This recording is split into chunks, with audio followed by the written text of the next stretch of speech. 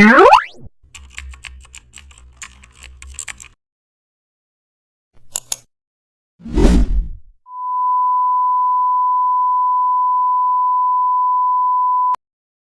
back to the channel. Don't forget to like, share and subscribe for more updates.